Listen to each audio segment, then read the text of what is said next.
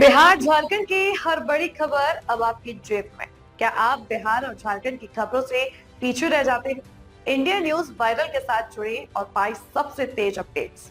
चाहे वो राजनीति हो, वायरल वीडियो हो या आपके शहर की ताजा घटना, सब्सक्राइब क्यों करें? सबसे तेज ब्रेकिंग न्यूज अलर्ट्स के लिए वायरल और ट्रेंडिंग वीडियो सबसे पहले, सच्ची और सटीक रिपोर्टिंग। देर ना करें, आज ही सब्सक्राइब बटन दबाएं और अपडेटेड रहें।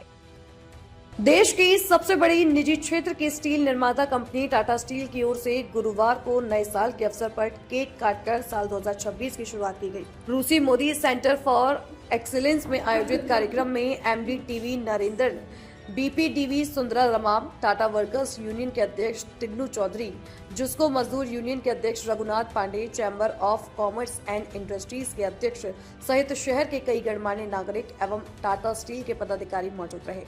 अपने संबोधन में टाटा स्टील के अधिकारियों ने शहरवासियों को नए साल की शुभकामनाएं देते हुए आने वाले दिनों के चुनौतियों को कैसे पर किया जाए, जिसकी जानकारी दी। टाटा स्टील के अधिकारियों ने भरोसा जताया कि नया साल नई चुनौतियों और नई उम्मीदों से भरा होगा, जिसके लिए टाटा मैनेजमेंट पूरी तरह से तैयार है। टाटा प्रबंधन निर्धारित लक्ष्य को सभी के सहयोग से पूरा करेगा। इस दौरान सभी ने एक दूसरे को केक खिलाकर नववर्ष की शुभकामनाएं दी। Bureau report, India news viral, Bihar Jharkhand. Doing now about safeguard duty, that will help us in some sense, and I think ultimately steel prices will be determined by what the customers are willing to pay and market. So government can only provide us some protection when there is unfair imports of steel, which was what was happening. So we have been requesting for the safeguard duty. It was there for 6 months. Then it elapsed, I think, in November or September or November. Then it was not renewed. Only yesterday we got the notification that for next 2 years it is not renewed.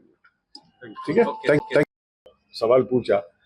Competitiveness होने के लिए productivity देखना है। अभी भी Tata steel का productivity 1000 ton पर employ है, पॉस्को का प्रोडक्टिविटी 2000 टन पर एम्प्लॉय है।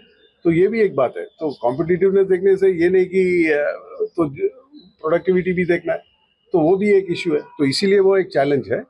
पर सिर्फ जॉब्स के लिए, इसीलिए गवर्नमेंट का भी एक कुछ सेक्टर है जैसे स्टील, वो कैपिटल इंटेंसिव है, उसमें इन्वेस्टमेंट आता है, जॉब्स भी आता है।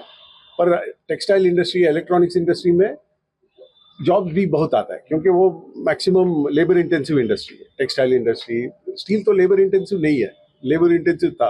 अभी कॉम्पिटिटिवनेस के लिए मोर कैपिटल इंटेंसिव है। जो बात हुआ बोर्ड का, हम लोग 2-3 न्यू टेक्नोलॉजी के लिए जमशेदपुर में इन्वेस्ट कर रहे हैं। एक है ईसी मेल्ट करके, जो ब्लास्ट फर्नेस में कोयला का यूसेज ऑलमोस्ट 30-40% कम कर सकते हैं। उस पर हम लोग का 2-3 हज़ार करोड़ का इन्वेस्टमेंट होगा। दूसरा बात, वो भी जमशेदपुर के अंदर। और दूसरा एक नया टेक्नोलॉजी हम लोग का, जो नेदरलैंड्स में हमारा एक पायलट प्लांट है 60,000 टन पर एनम का। उसका स्केल्ड अप प्लांट इधर हम ऑलमोस्ट 600 to 800,000 टन लेवल पे हिसारना करके, वो भी 2-3 हज़ार करोड़ का इन्वेस्टमेंट होगा। वो भी हम लोग जमशेदपुर के प्लांट के अंदर कर रहे हैं। तो जमशेदपुर में जैसे और कोई प्लांट नहीं है जहाँ 1800 एकड़ में 11 मिलियन टन बनता है। इतना प्रोडक्टिविटी ऑफ लैंड यूज कहीं नहीं मिलेगा। तो इसीलिए जमशेदपुर में हम लोग एक्सपेंशन नहीं कर रहे हैं, सिर्फ नया टेक्नोलॉजी ले आ रहे हैं और डाउनस्ट्रीम में वैल्यू एडिशन ले आ रहे हैं। ब्लास्ट फर्नेस में ईसी मेल्ट टेक्नोलॉजी एक ऐसा टेक्नोलॉजी है जो हम लोग एसएमएस, जर्मनी का एसएमएस के साथ काम कर रहे हैं।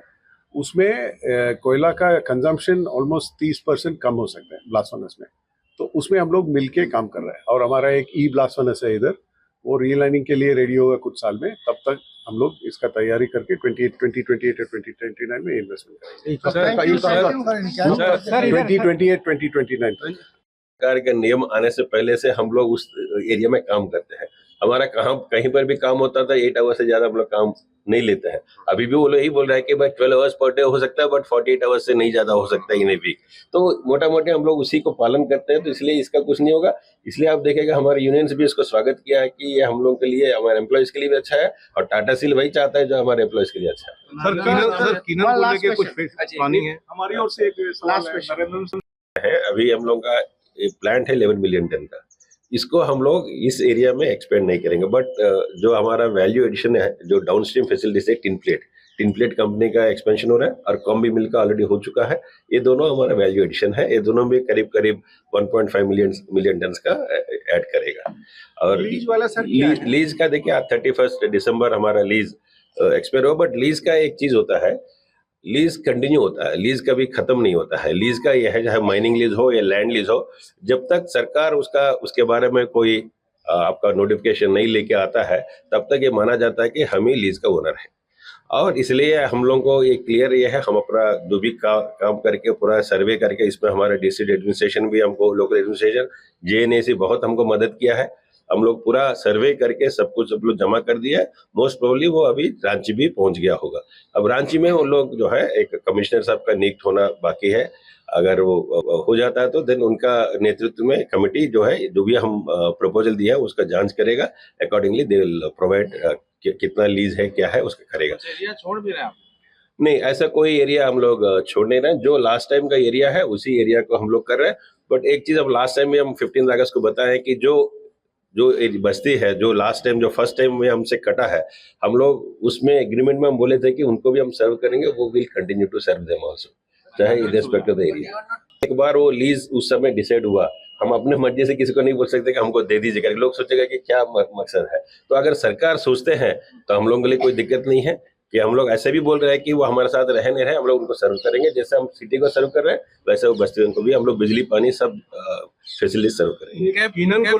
देखिए, ये इनका आपका मनसेफ डिसीजन जो है इस पार्ट ऑफ ओवरऑल लीज। तो अभी ओवरऑल लीज अगर जब सरकार के पास है, रांची में है, तो उसके साथ जब डिस्कशन होगा उसमें ये बात भी आएगा। तो अभी हम एक तरफा हम उसके ऊपर कमेंट नहीं कर सकते हैं। वो तो वेदांत को मिला है, वो एनसीएलटी में उनको मिला है। बट लीज जमीन जो है वो टाटा स्टील का भी हमारे पास ही है। अब ये 31 के बाद जो डिस्कशन होगा उसमें पता चलेगा कि उसका क्या रहेगा।